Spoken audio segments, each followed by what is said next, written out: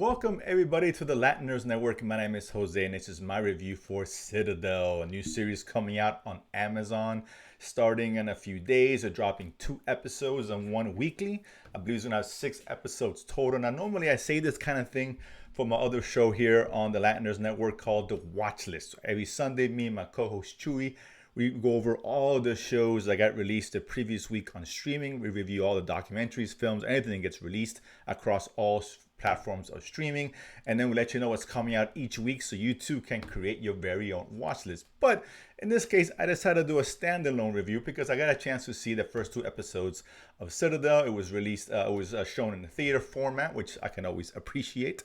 And they gave us the first 2 episodes, so I figured, why not? Let's give it a shot here in terms of reviewing it.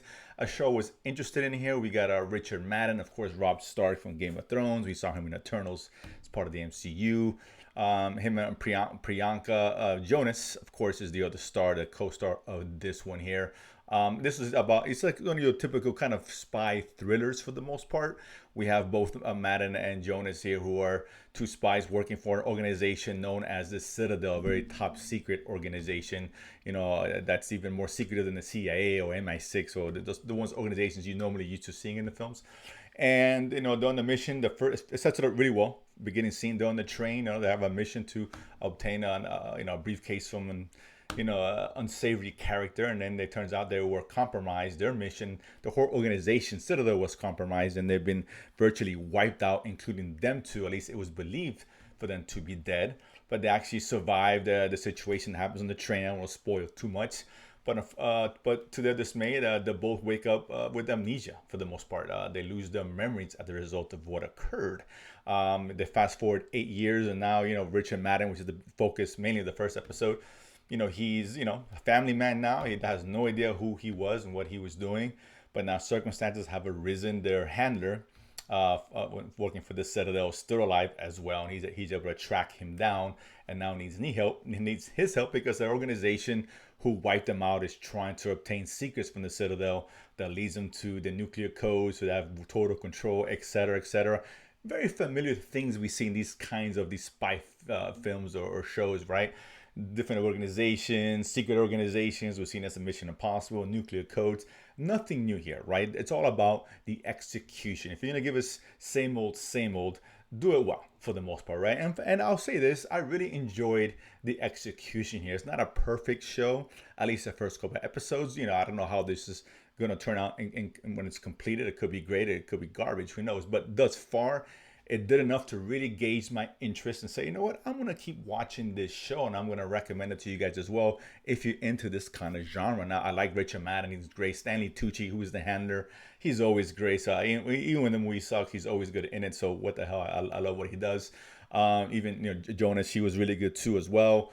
Good chemistry between both of them, and it's a good setup, and they're kind of short. I think the first episode was like 39 minutes, second episode 37 minutes. So not a long show, which kind of surprises me. Usually these kind of shows are 45 to 55, depending, particularly on Amazon Prime. It's usually the average runtime most of the shows.